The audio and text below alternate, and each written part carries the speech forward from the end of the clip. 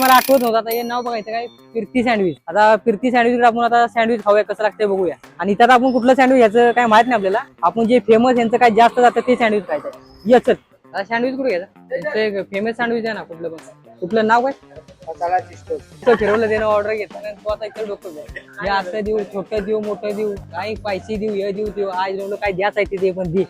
आता 110 रुपये दिले मसाला चीज सँडविच. काम जरा गाडी जाऊ दे आवाज येतो साईड इकडे ये बरा मरचिल. आणि हे बघा आता हे फिरतीचं फेमस सँडविच खाऊन बघतो आता कसं लागतंय. वरनले का ते नारळाचा किस टाकल्यासारखं बघ पाक बारीक तुकडे तुकडे गेले खाऊ काय काय काय लोकांना काळजी बघते काम लागलं गेलं ना.